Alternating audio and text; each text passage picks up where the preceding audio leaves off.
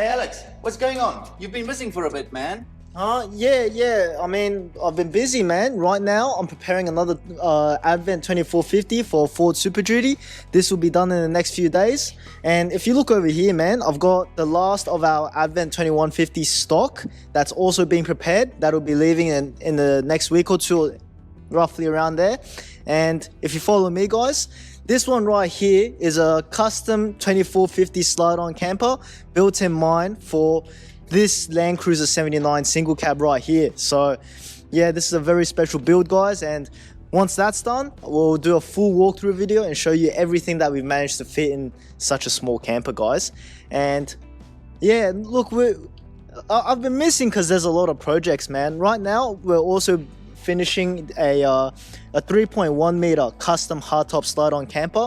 This 3.1 meter hardtop slide-on camper is gonna go on the back of this former ambulance with a extended chassis.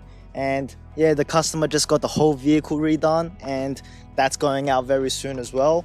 And currently also working on preparing this 12-foot couples caravan for delivery. And yeah, it's one of the last of our remaining stock, with the other one being that one right there.